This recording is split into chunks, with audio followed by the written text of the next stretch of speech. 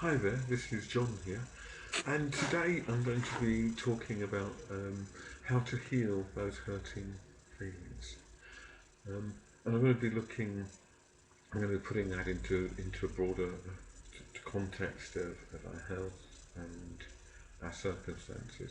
Now, this video is not a substitute for seeking professional help, either from the doctor or indeed from a counsellor or psychotherapist or other practitioner. Um, now, um, the first thing is that everybody sometimes feels a bit down. Um, we'll think, oh, I'm feeling a bit down, a bit depressed. And sometimes this is to do with our life circumstances. Maybe we're under pressure at work. Maybe, you know, there's relatives who are putting us under pressure. Maybe we're having arguments with our spouse or our partner. And life circumstances certainly have an impact. If we've had somebody die that's close to us, or we've got a relative who's very ill and we're concerned about them, then all of these things will put us under pressure. And it's very tempting sometimes to actually say there must be something wrong with me, when in fact we're simply responding to very difficult life circumstances. So that's, I think, a very important point to make. And also, if we're not feeling good, feeling distressed, it can be about our own health as well. And it's always important to check out any physical problems that we have with the doctor. So that's a very important thing to do. Now, having said that, nevertheless, we can all learn perhaps to work with our emotional distress and emotional problems in a better way. And this is what this video is about. Now, in order to illustrate the points I'm going to be making, I've got a couple of toys. And this toy is going to represent me and you, anyone watching it. And this toy is going to be representing the issues that we face. Okay. Now this issue could represent almost anything. This issue might represent, say, an anxiety. This soldier here might be an anxiety that we're trying to deal with. It could be perhaps a panic attack that we're trying to deal with. It could be a general feeling of unease or depression. This one here could be even an addiction. Okay, so this could represent a whole load of different issues that we have to face every day. So how do we commonly try and deal with our emotional issues? Well, one way, and it's not entirely wrong, but one way is to turn our backs on the issue. Oh, I've done it the other way around. Yeah, it's to turn our back on the issue. So if this is you and me, we say, oh, I've got to clean the car. I've got to get breakfast for the kids. I've got to mow the lawn. I've got to do the gardening. I've got to do anything at all except face this issue. And what we do is we turn our back on the anxiety, on the depression, on the hurting feeling, maybe on the grieving feelings, and we distract ourselves. Now, the problem with distracting ourselves is that it might make us quite productive in the world. We might get a lot done. But this issue here, he, she, doesn't go away. The issue stays there, demanding our attention. Now, another way that we do, another way that we try and do this is, if we can't distract ourselves, we might try and medicate ourselves. Or this could be self-medication through alcohol. It could be through tobacco. It could be through some unlawful drugs, like cannabis or LSD or worse. But what we try and do is we try and put a cosh on this issue here. Now, by the way, we can also medicate ourselves, for example, by going to the doctor and getting prescription drugs that might make us feel a bit better. Now, I'm certainly not in this video saying that you shouldn't go to the doctor, and you may need, in fact, some prescription drugs to help you out. But normally, those prescription drugs or the self-medication with alcohol doesn't actually do anything except put a sort of chemical cosh on this. So at the most, this issue is like kept down and suppressed. He's pushed out of sight. But the problem is that this one is going along, and he's, if you like, he's dragging along the issue with him. Yeah. This issue is suppressed, but he hasn't gone away. Now, sometimes if this issue is like a severe depression, you do need medication. So I'm certainly not anti-medication. I want to make that absolutely clear. And sometimes medication can take the edge off this issue, and then you can start working on the issue, perhaps in therapy. But medication is rarely a permanent solution, whether it's self-medication or prescribed medication. And indeed, I was reading a story the other day about one American Indian community, many of whom were addicted to prescription drugs. So how else do we deal with it? Well, we can distract ourselves, we can turn our backs on it, we can medicate it, we can also suppress it. We have a system, we have the frontal, our brains are quite complex, and the frontal lobal system is a way of suppressing it. Go away, issue, go away, I don't want you here, go away, okay? And we push it down, and we can put even some locks in to try and keep it down. But the problem with this is that eventually the issue comes up and it's dominating like this, and it's shaking us. It's a bit like the tail wagging the dog. The issue comes up and becomes overwhelming. So suppressing it and pushing it down is not a lasting solution. It may be a temporary quick fix, but it doesn't work. Now, another way is to try and rationalise our way out of it. Supposing, for example, this fellow here always comes up when you're going, say, it's a panic attack, and he always comes up when you're trying to go on, say, an aeroplane. So you might rationalise, you might do the research, you might say, well, this particular airline has an excellent safety record. Also, very, very few of these airlines, of this particular airline, have crashed. There hasn't been an accident in the past 10 years in this particular airline. It's okay.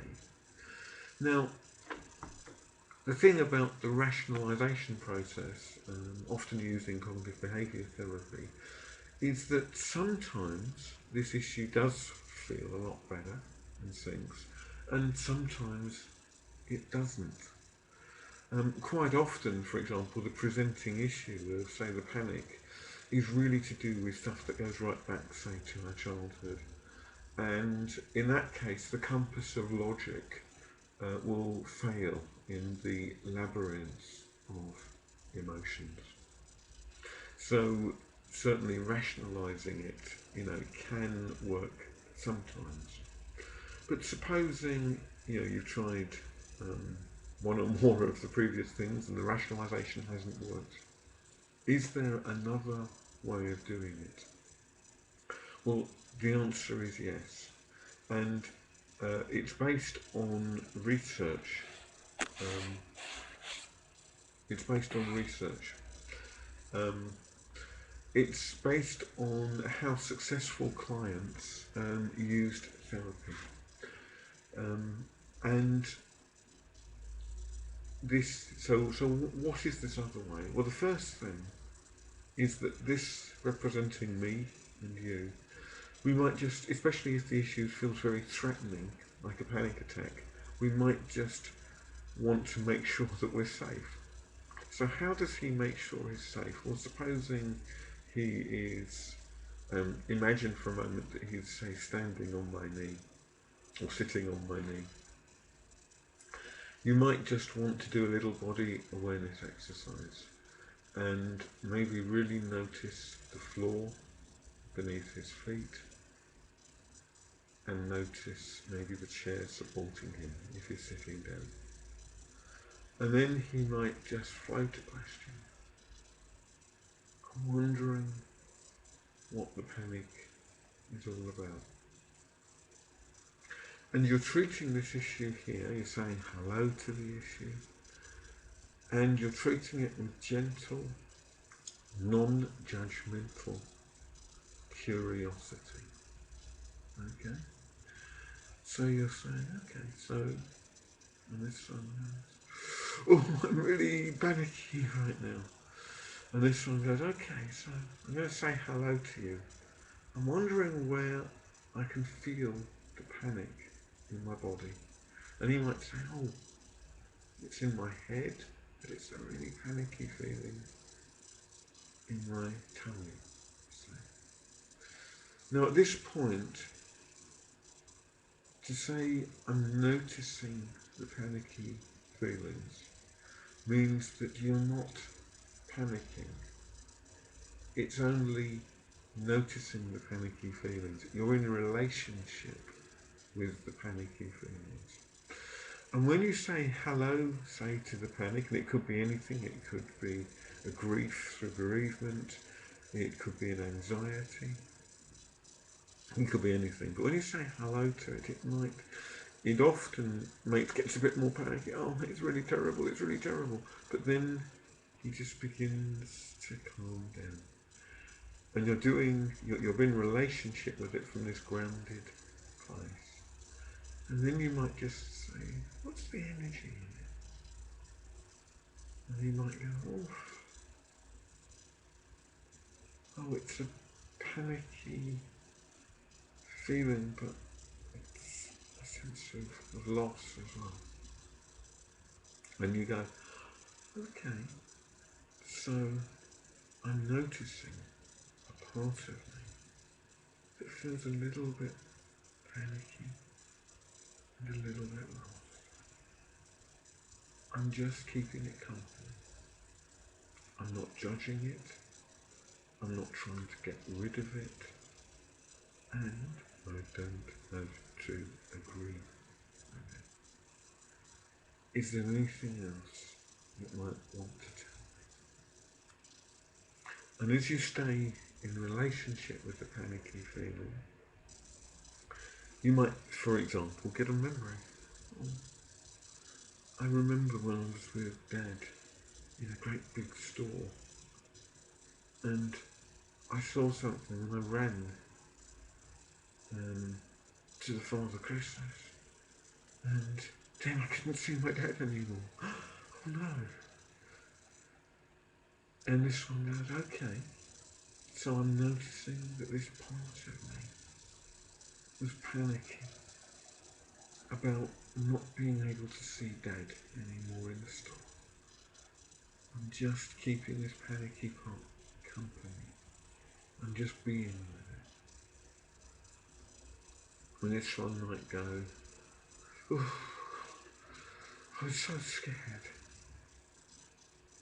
I've never really got over that scared feeling. I didn't know whether I was going to find my dad again. So I said, okay, so this part of me was really scared about not finding his dad again. I'm listening to it. I'm not going to tell it it's wrong. I'm not going to rationalise. I'm just going to keep this part of me. Is there anything else this part of me needs? And let's run like that. Oh yes, yes, I need comfort, I need a hug right now. And if it felt right, you might just imaginatively hug this part of you. If it's a man and there's this little boy inside that needs a hug, you just give it a hug. And what happens is that the issue itself begins to feel different when you're in relationship with it. And there's often a release of tension in the body that is an indicator that a healing has begun to take place. Now, if the panicky feeling comes up again, and that may not be the end of it, again, it's about noticing where you can feel it in your body, noticing that. Oh, I can feel it just here. It's about saying hello to it. It's about being in relationship with it, treating it with gentle, non-judgmental curiosity, sensing the energy in it, and making gentle inquiries. It's a conversation where this one, you and me, does most of the listening, and the problem itself, the issue, does the communicating. It might be a memory, a picture, a thought, and as you have this dialogue where you stay in relationship with it, you will find, I believe, that this issue here, begins to change. It begins to feel different.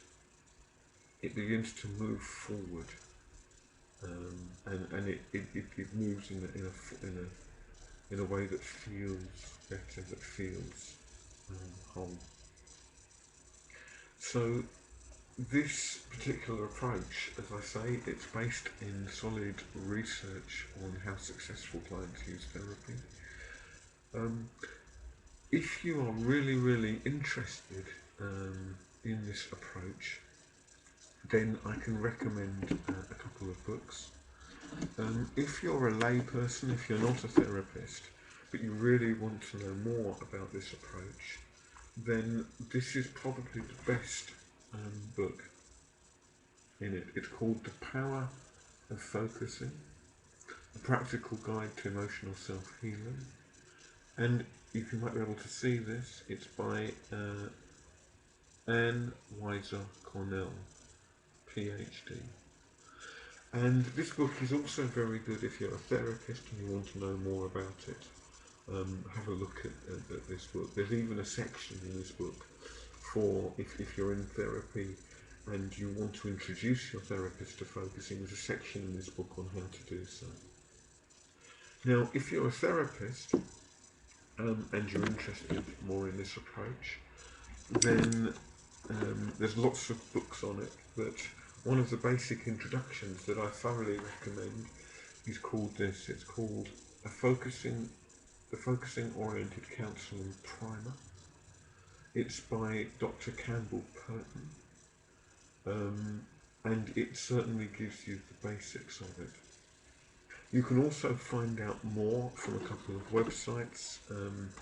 www.focusing.org is the Focusing Institute website that gives you lots of research and lots more information. On my own website, www.newfocustherapy.co.uk, and that's got lots of focusing links. Now, if you do use this approach and you find that it's all a bit overwhelming, you can stop at any time. And it's also good maybe to just get in touch if you're interested, perhaps with a focusing teacher or a focusing oriented psychotherapist if you need professional help. Well, anyway, thank you very much for listening, and I really hope that you um, found this interesting and useful. And